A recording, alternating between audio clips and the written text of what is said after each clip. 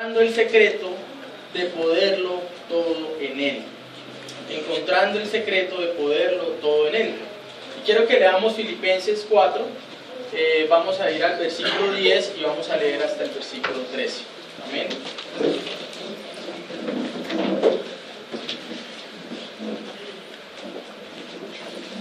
Yo utilizo la Reina Valera, entonces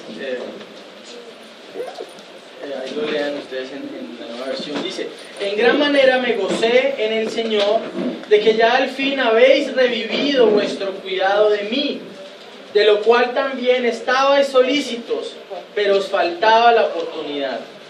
No lo digo porque tenga escasez, pues he aprendido a contentarme cualquiera que sea mi situación. Sé vivir humildemente y sé tener abundancia. En todo y por todo estoy enseñado, así para estar saciado como para tener hambre, así para tener abundancia como para padecer necesidad. Todo lo puedo en Cristo que me fortalece. Amén. Amén. Bueno, quiero iniciar algunas cosas brevemente acerca del contexto de esta carta, ¿cierto? Para que podamos entender un poco más acerca de lo que el apóstol nos habla. Pablo, en su segundo viaje misionero, establece esta iglesia, ¿cierto? Él está en Troas y tiene una visión de un hombre macedonio que lo llama y le dice que por favor pasen por esta ciudad para predicar el evangelio. Filipos era una ciudad que fue fundada por el rey Felipe II, que era macedonio, ¿cierto? Y él era padre de Alejandro Magno, este famoso emperador, ¿cierto? Entonces, Pablo tiene esta visión. Hay algunos hechos relevantes en el nacimiento de esta iglesia, se lo puede encontrar en Hechos capítulo 16, desde el versículo 11 en adelante, ¿no? Pablo llega a esta ciudad y en el día de reposo va a un lugar donde se reunían algunas mujeres. Ahora, en esta ciudad no habían muchos judíos, pero habían algunos que buscaban al Señor, y el día de reposo estaban reunidas algunas mujeres, y es allí donde Pablo predica el evangelio, y Lidia, que era vendedora de púrpura, ¿cierto?, una mujer comerciante, recibe el evangelio. La palabra dice que el Señor despertó su corazón para que ella pudiera comprender el evangelio. Es el Señor quien hace esta obra. Es bautizada con su familia, ¿cierto? Posteriormente iban en la ciudad Pablo con Silas, y se une a ellos en su camino una mujer adivina, ¿cierto? Una hechicera, empieza a decir: ellos son Pablo, ellos son siervos del Dios viviente, y Pablo, mirándola, echa fuera este espíritu de adivinación, ¿cierto? Y como se cae el negocio de sus jefes, entonces lo encarcelan, ¿cierto? Y antes de encarcelarlos, ellos son azotados con varas, ¿cierto? Yo quiero saber, ¿cuántos de acá hemos sido o han sido azotados con varas? Yo no. Bueno, ellos son azotados con varas, después son encarcelados, y de una forma que yo no puedo explicar, Pablo y Silas lo que hacen en medio de ese encarcelamiento, después de haber recibido algunos azotes con varas, es cantar, ¿cierto? Ellos se ponen a cantar al Señor, a adorar al Señor. Sucede un terremoto, ¿cierto? Sus cadenas son sueltas, y el carcelero, el que los estaba cuidando, sale y intenta suicidarse, ¿cierto? Cuando los romanos eran muy severos en estos encarcelamientos, y todos aquellos que cuidaban esos días, los carceleros, eran responsables por las vidas de los que estaban. Entonces, si morían adentro no les importaba, pero si se escapaban, entonces ellos tenían que morir. Entonces Pablo grita desde adentro y le dice que no era necesario, que ellos no se habían escapado. Este hermano va a la presencia de Pablo, se postra ante ellos y les dice: ¿qué debo hacer para ser salvo? ¿Cierto? Entonces él es bautizado también con su familia, limpian las heridas de Pablo y de Silas, les ofrecen alimento, y entonces comienza esta iglesia en la casa de Lidia y comienzan a reunirse. Esta iglesia tenía algunas características especiales. Era una iglesia que apoyaba financieramente los viajes misioneros de Pablo, ¿cierto? Ahorita voy a explicar por qué tenían este deseo. Lo apoyaron cuando estaba en Tesalónica, lo apoyaron cuando estuvo encarcelado, y esta carta la escribe precisamente Pablo cuando estaba encarcelado en Roma, ¿cierto? Entonces él estaba encarcelado, Pablo no sabía qué iba a pasar, ¿cierto? Pero lo que estaba en su mente es que muy probablemente él iba a ser asesinado. Entonces él estaba esperando su posible ejecución, y en esta espera lo que hace es escribir esta carta. Entonces Pablo tenía una relación muy estrecha con esta iglesia, y en el capítulo 1 de la carta, versículos 7 al 9, nosotros podemos ver el tipo de amor que Pablo tenía por esta iglesia. Dice: como me es justo sentir esto de todos vosotros, por cuanto os tengo en el corazón, capítulo 1, versículo 7, y en mis prisiones y en la defensa y confirmación del Evangelio, todos vosotros sois participantes conmigo de la gracia. Porque Dios me es testigo de cómo os amo a todos vosotros con el entrañable amor de Jesucristo.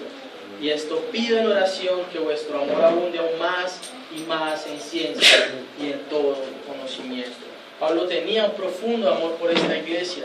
Pablo tenía un profundo anhelo de que ellos siguieran creciendo en la gracia y en el conocimiento del Señor. Ahora, teniendo en mente estas cosas que están sucediendo, ¿dónde está Pablo? ¿Qué está pasando por su vida? ¿Y qué tipo de iglesia es esta? Vamos a ir nuevamente a leer el texto verso a verso, y quiero leer nuevamente el versículo 10. Dice: en gran manera me gocé en el Señor de que ya al fin habéis revivido vuestro cuidado de mí, de lo cual también estabais solícitos, pero os faltaba la oportunidad. Pablo expone en este versículo que él está gozoso debido a que los filipenses habían podido manifestar nuevamente los cuidados que tenían hacia él. Entonces, como yo les dije, era una iglesia que amaba al apóstol y que lo cuidaban también en sus viajes, enviaban apoyo, y en sus prisiones también lo ayudaban. Entonces fue una de las iglesias que lo apoyó económicamente cuando él estaba en las visiones, y que estaba permanentemente cuidado de Pablo. Entonces Pablo es encarcelado, ¿cierto? Él está allí en Roma, la noticia llega a esta iglesia, e inmediatamente ellos tratan de ayudar a Pablo en su tribulación y de velar por su bienestar. Y Pablo manifiesta en este versículo que ese deseo no había sido cumplido inicialmente. Es decir, ellos se enteran de que Pablo está encarcelado, y de una vez tienen ese deseo por ayudarlo. Ahora, no había podido ser cumplido este deseo, y hay dos posibles razones. Primero es que no se haya encontrado un mensajero para enviar esta ayuda a Pablo, ¿no? Recordemos que estamos hablando del siglo I, ¿cierto? Si yo voy a hacer una misión a un lugar retirado y estoy en estrechez o tengo alguna necesidad o me enfermo, yo puedo tomar el celular, ¿cierto? Yo puedo llamar a mi iglesia, yo puedo pedir que me ayuden, y puedo ir a un efectivo, puedo ir a un cajero, ¿cierto? A retirar la ayuda que la iglesia me da. Pero Pablo no tenía ese tipo de comodidades. Él estaba a varios kilómetros, a varios cientos de kilómetros de Filipos, estaba en Roma, encarcelado. Entonces no se había podido enviar tal vez este donativo. Probablemente no había un mensajero en ese momento, o tal vez la iglesia estaba atravesando estrechez y no había podido enviar ayuda a Pablo, ¿cierto? Ahora, si a mí alguien me hace... si alguien me quiere apoyar en las misiones, me hace un giro, paga 5,000 pesos, ¿cierto? Pero para usted enviarle ayuda a Pablo, para que la iglesia le enviara ayuda a Pablo, tenía que enviar a un mensajero, pagarle los gastos al mensajero para que le entregara a Pablo la ayuda que éste estaba necesitando, ¿cierto? O sea que era difícil en ese momento y costosísimo enviarle ayuda a un misionero. Finalmente ellos pueden enviar esta ayuda con Epafrodito, ¿cierto? Y es la razón por la que Pablo se goza de esta ofrenda. Ahora, si leemos el texto hasta acá, si sacamos ese texto de su contexto y tratamos de enseñar solamente este texto, tal vez podemos caer en el error de creer que la raíz del gozo de Pablo es que sus necesidades han sido satisfechas, ¿cierto? Si nosotros leemos hasta allí, entonces podemos pensar como así, Pablo está contento es porque pudieron enviarle plata. Pero podemos pensar también, si aislamos el texto de lo que está pasando, que el apóstol pone mucha importancia en las cosas materiales, pero gracias a Dios el apóstol sigue escribiendo, ¿cierto? Y en el versículo 11 nos empieza a aclarar ¿Qué es lo que él nos trata de decir? Versículo 11 dice: no lo digo porque tenga escasez, pues he aprendido a contentarme cualquiera que sea mi situación. Entonces Pablo comienza a aclarar su idea y empezamos a ver cuál es la raíz del gozo de Pablo. ¿Por qué Pablo está gozoso cuando está escribiendo esto? Él no se refiere al gozo por haber pasado un momento de escasez. Y nos aclara en este punto una gran verdad que fue pilar no solo en el ministerio de Pablo, sino en el ministerio del resto de los apóstoles. Y él dice: he aprendido a contentarme cualquiera sea mi situación. En la versión de ustedes creo que dice: he aprendido a estar satisfecho, tal vez, ¿cierto? Si alguien puede leer ese verso.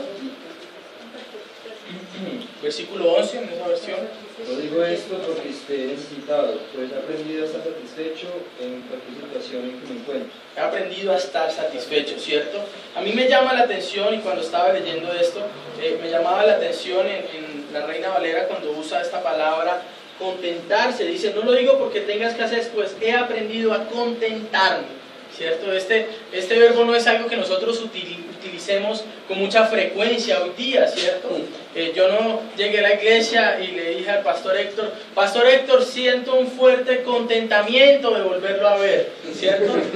Ya no es un verbo que nosotros usemos con frecuencia, ¿cierto? Por eso en la Nueva Versión Internacional utiliza ese sinónimo que es estar satisfecho, ¿cierto? Complacido, contento.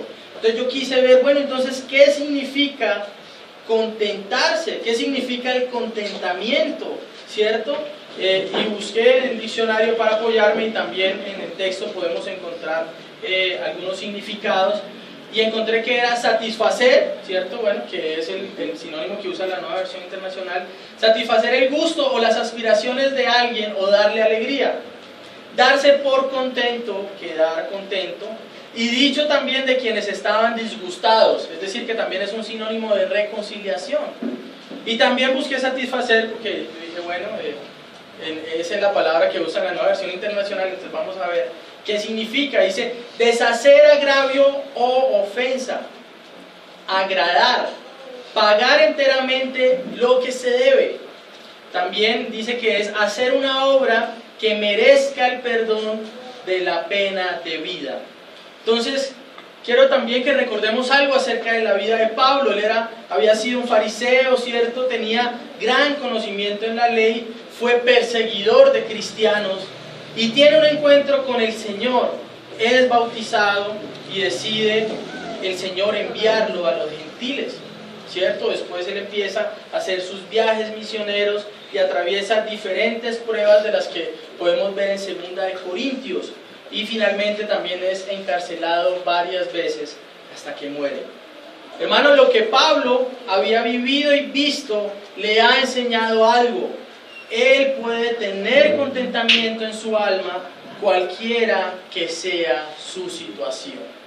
Entonces, ya sea que lo saquen de una ciudad arrastrado después de ser apedreado, o ya sea que haya naufragado, o ya sea que lo golpeen con varas, o ya sea que esté compartiendo con hermanos o predicando en el Areópago a los griegos, Pablo sabe qué es atravesar el gozo, y Pablo sabe también qué es atravesar la aflicción, pero él tiene un contentamiento mayor en su alma que está por encima de cualquier cosa. Y este contentamiento es el hecho de que él, habiendo sido perseguidor de cristianos, fue reconciliado con Dios. Él pudo ver a Cristo y escuchar su voz aquella vez en el camino a Damasco, y su encuentro con el Señor entonces es la fuente del contentamiento en la vida de Pablo.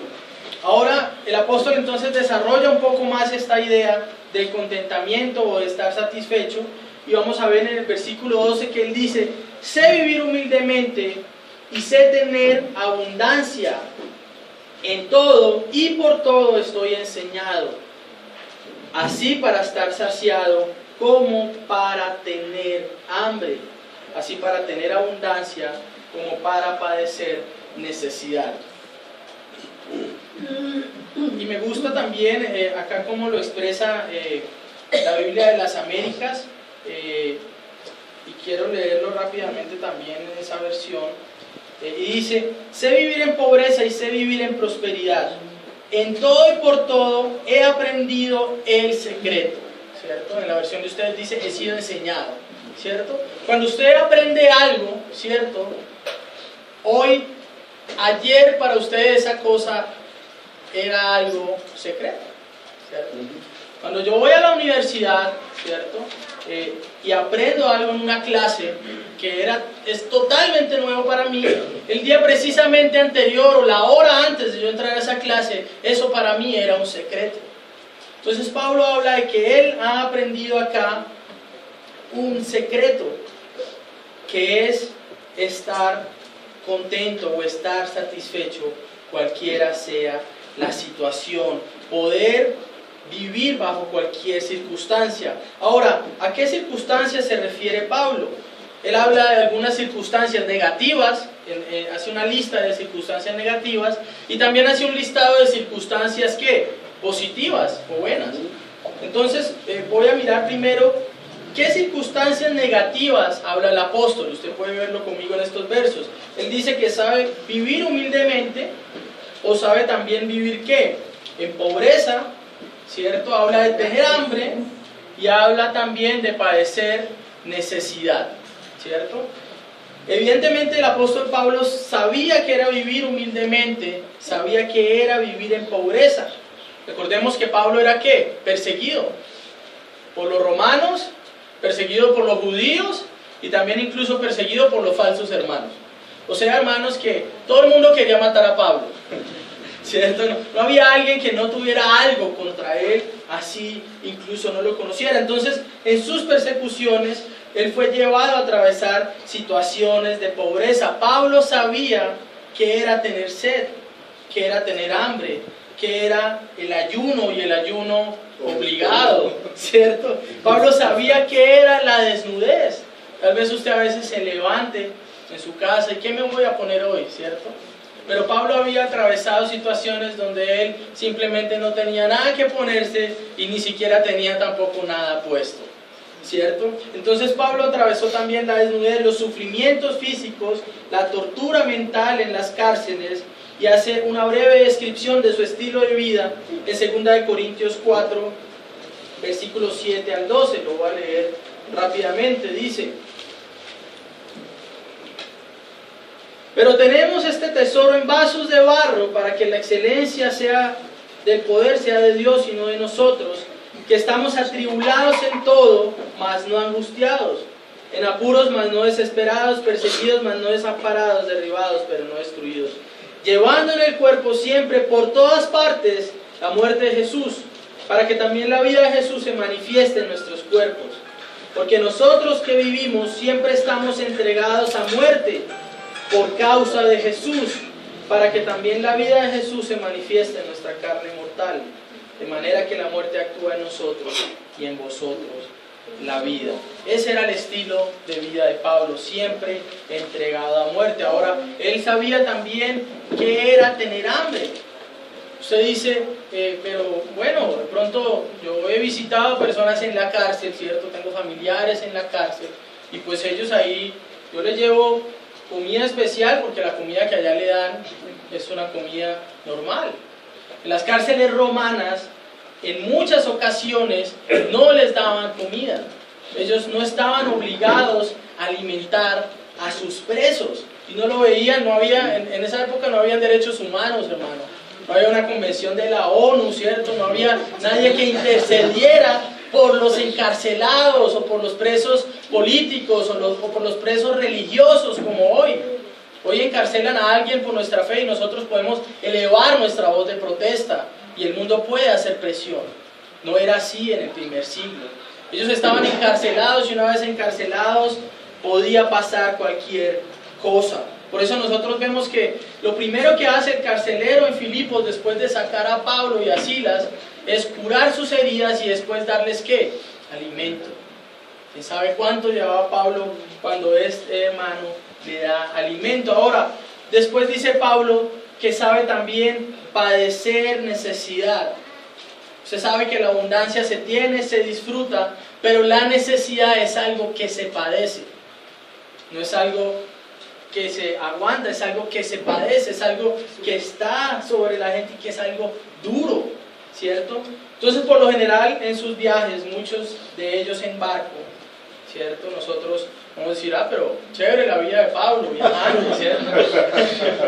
Pero hermano, él no viajaba en crucero, él no viajaba ni siquiera en embarcaciones de pasajeros, así no fueran lujosas. Él viajaba por lo general en embarcaciones comerciales y él pagaba un pasaje, pues, para que lo llevaran, pero no le daban un camarote, no le daban un lugar donde él pudiera estar, no tenía buffet en la mañana para desayunar, ¿cierto? Eran embarcaciones comerciales, rústicas, donde en algunas de ellas no había ni siquiera un lugar donde recostarse, y aún así él pagaba grandes sumas para poder hacer estos viajes.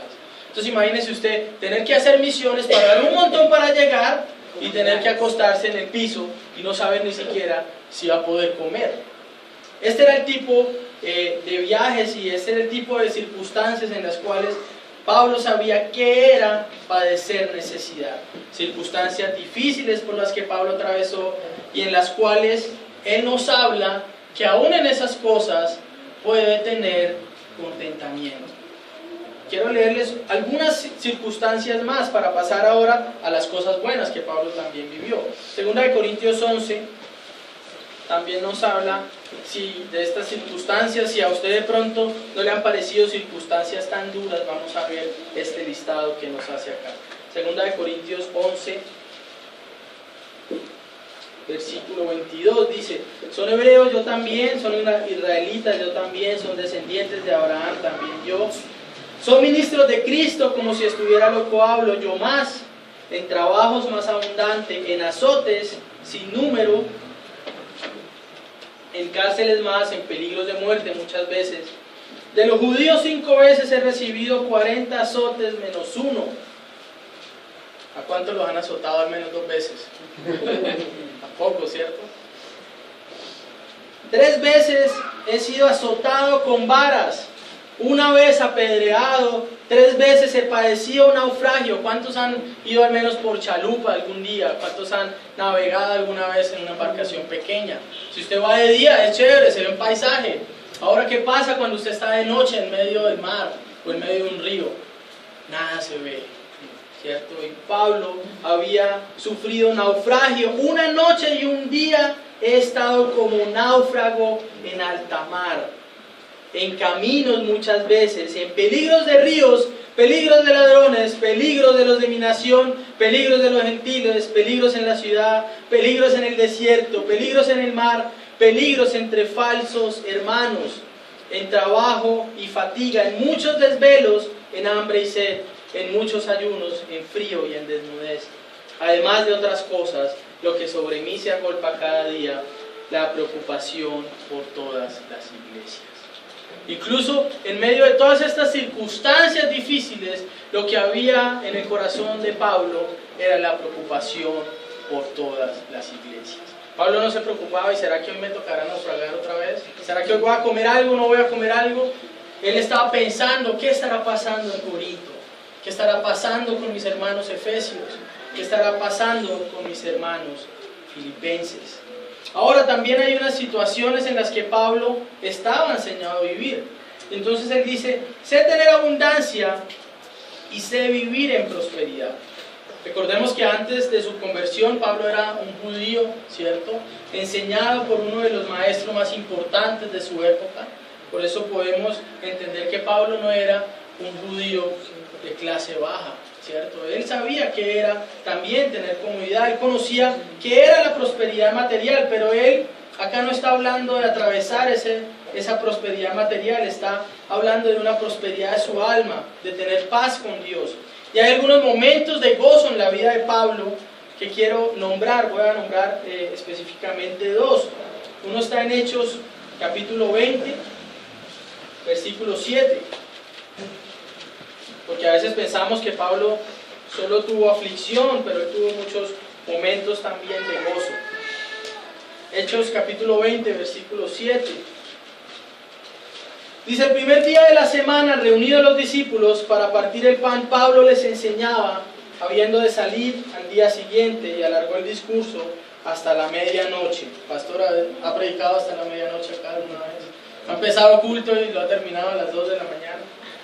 Yo nunca lo he hecho, hermano. Yo creo que al otro día los hermanos de pronto buscarían otro pastor, ¿no? Eso lo he hecho.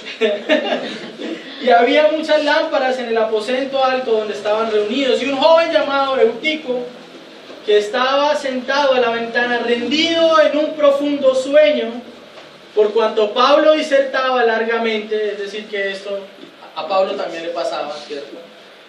Se queda dormido cuando estaba predicando. Vencido del sueño, cayó del tercer piso abajo y fue levantado muerto. Entonces descendió Pablo y se echó sobre él, y abrazándole le dijo: no os alarméis, pues está vivo. Y después de haber sufrido y partido el pan y comido, Pablo habló largamente hasta el alba, y así salió. Y llevaron al joven vivo y fueron grandemente consolados. Qué momento tan hermoso, hermano. Imagínese usted estar predicando, y usted lleva un tiempo predicando y predicando, y usted empieza a ir al Antiguo Testamento y a mostrar a Cristo y empieza a enseñar, y entonces está en una terraza y la iglesia queda allí, y un hermano se queda dormido y se cae. Algunos pastores dijeron: bueno, él partió con el Señor, fue responsable, su responsabilidad humana por no soportar el mensaje está en la gloria. Pero Pablo va y este hermano es resucitado, ¿cierto? Y lo suben de nuevo a donde estaban y se sientan todos juntos a comer. Imagínense ese momento tan hermoso de poder no solo compartir con los hermanos, sino acabar de presenciar también este tipo de milagro. Pablo sabía que era tener momentos de abundancia, sabía que era tener momentos también de profunda alegría. También habla de estar saciado, y se refiere a aquellos momentos donde Pablo no tuvo hambre. Hubo momentos donde Pablo tuvo que comer, donde Pablo también se podía sentar a la mesa y comer con los hermanos en las diferentes iglesias. Pablo sabía que era tener hambre, pero también sabía que era poder sentarse y disfrutar una comida. Entonces, hermanos, podemos ver las diferentes circunstancias en las que Pablo vivió, y se nos habla que él había aprendido a vivir en todas esas circunstancias. Y no solamente vivir, ¿sí? Porque a veces nosotros, los cristianos, pensamos que la prueba o la dificultad es para aguantarla, ¿cierto? Algo va a pasar y va a pasar, y ya se va a acabar este tiempo. Pero Pablo, en medio de esas situaciones difíciles, no aguantaba, sino que también se gozaba en estas cosas. Y ahora entonces, después de ver esto, él finalmente nos revela la razón del contentamiento y de qué es que él nos está hablando cuando dice que está satisfecho. Este es el secreto que él ha aprendido y que ahora se nos permite conocer en este hermoso versículo con el que Pablo termina esta parte, y que está igual en la versión de ustedes, en la mía, y es: todo lo puedo en Cristo que me fortalece. Pablo llega al clímax de lo que está escribiendo en esta frase, la cual se revela como aquel secreto por el cual Pablo puede atravesar cualquier circunstancia, sea mala o sea buena. Él puede pasar por cualquier circunstancia debido a que él está unido con Cristo. Entonces, hermanos, este texto no hace referencia a cosas como: voy a hacer cualquier cosa en Cristo. Conocí a una mujer y no es cristiana, pero todo lo puedo en Cristo que me fortalece. Entonces me voy a casar con ella y ella se va a convertir, ¿cierto? Porque todo lo puedo en Cristo que me fortalece. Tengo una deuda en el banco y no voy a trabajar porque misteriosamente o mágicamente se va a pagar la deuda, porque todo lo puedo en Cristo que me fortalece. Este texto no nos habla acerca de esto, sino de atravesar cualquier circunstancia y poder atravesar en medio de ellas gozosos, pudiéndolo hacer porque estamos unidos a Cristo. Ahora, Pablo sabía que era tener un tesoro mayor a los que el mundo conoce. Pablo sabía, como lo expresa en 2 Corintios 12:9, que la gracia de Dios es suficiente. A veces nosotros hablamos de la gracia y de la gracia y de la gracia, ¿cierto? Y a veces nosotros como predicadores caemos en el error de olvidar que no solo somos ministros de gracia, sino que somos ministros por la gracia. Amén. Entonces queremos a veces ser los superhombres, los super piadosos, y evidentemente esto está bien, pero cuando tenemos momentos de dificultad, de lucha y de pecado, debemos recordar que nos paramos acá solamente por la gracia de nuestro Dios. Entonces, hermano, Pablo nos habla también de atravesar la soledad, pero ver al lado al Señor y poder vencer. En 2 de Timoteo 4:16 él nos habla de esto. Cuando le escribe a Timoteo y le dice: en mi primera defensa ninguno estuvo a mi lado, sino que todos me desampararon. No les sea tomado en cuenta. Pero el Señor estuvo a mi lado y me dio fuerzas para que por mí fuese cumplida la predicación y que todos los gentiles oyesen. Así fui librado de la boca del león. Pablo sabe que es ser fortalecido por Dios. Y finalmente el apóstol nos dice que el creyente puede hallar su fortaleza en el Señor. Todo lo podemos en Cristo, que nos fortalece. Ahora, hermanos, quiero dejar algunas cosas a modo de aplicación de este texto. La primera cosa es que evidentemente podemos atravesar cualquier circunstancia en nuestras vidas y aún así estar satisfechos o tener contentamiento. Podemos atravesar lo que sea, porque ninguna circunstancia, por más dura que sea, tiene el poder para apartarnos del amor de Dios que es en Cristo Jesús.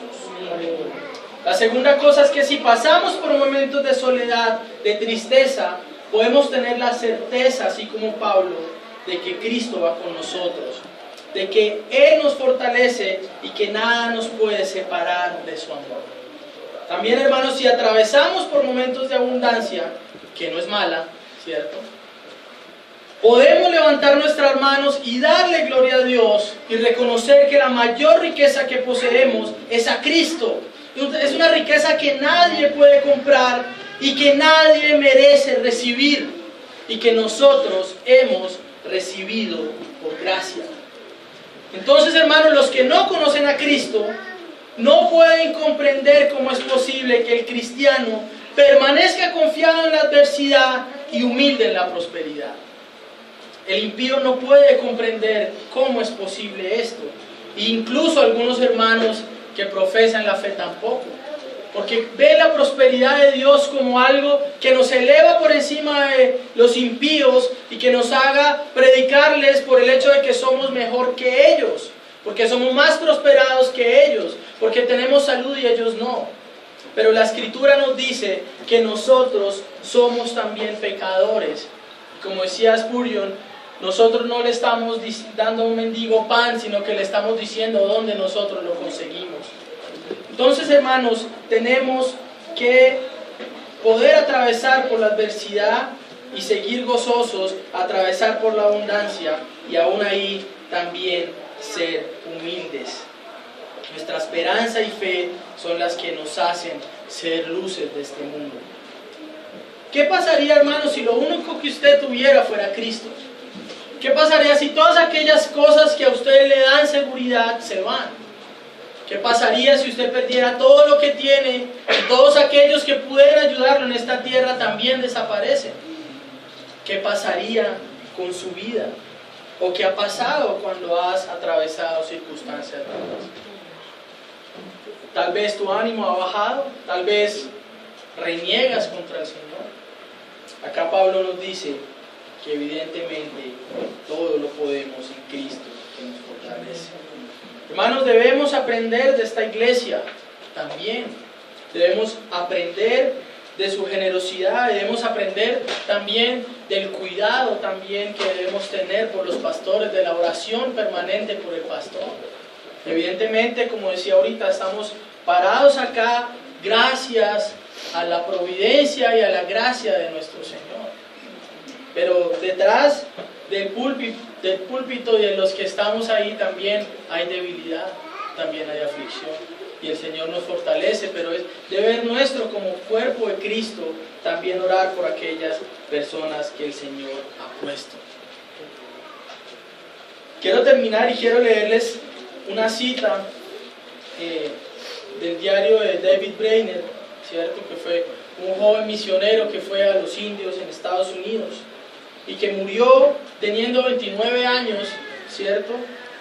Murió en casa de Jonathan Edwards, producto de una enfermedad. Y él escribe lo siguiente, cuando estaba en algún momento, escribe él, que no salía nada de su cuerpo que no fuera sangre. Dice, todo lo que sale de mi cuerpo es sangre. Lo que hay en mi boca es sangre, lo que sale de mi nariz es sangre. Y él escribe lo siguiente en su diario, dice, cuando disfruto realmente a Dios, siento que mi anhelo de Él se vuelve insaciable y mi sed de santidad más inextinguible. Oh, la santidad. Oh, quiero tener más de Dios en mi alma. Oh, qué dolor placentero hace que mi alma se esfuerce por alcanzar a Dios. Oh, quiero sentir continuamente esta hambre y no atrasarme, sino sentirme animado por cada uno de los racimos de Canaán a seguir adelante por la vía estrecha, hacia el disfrute y la posesión totales de la herencia celestial.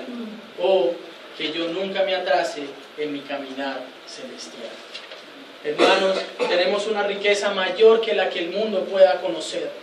Tenemos una riqueza y una fortaleza en nuestra alma mayor a la que el mundo pueda imaginar, y es estar unidos a nuestro Señor Jesucristo por la gracia de Dios. Eso no es algo que ninguno de nosotros merece o ha ganado, es algo que el Dios soberano nos ha dado por su amor.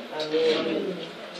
Y hermanos, si usted siente que ha atravesado por estas circunstancias y que no ha podido ver ese contentamiento o ese gozo, yo le animo a que primeramente usted proceda al arrepentimiento de sus pecados. Tal vez usted ha ofendido a Dios así como Pablo, pero tal vez usted aún no ha encontrado al Señor, o tal vez aún no ha conocido a Dios. Y yo lo animo a usted a que también busque al Señor, para que en ese conocimiento y en esa unión con Cristo y en poner su fe con Él, usted pueda comprender qué es lo que dice este texto, que realmente todo lo podemos hacer en Él, que nos fortalece. Amén. Así que los animo, hermanos, a seguir adelante con la obra, a seguir adelante en la predicación, y a seguir adelante diciéndole a un mundo pecador que hay esperanza y salvación en nuestro Señor. Vamos a orar, hermanos. Amado Padre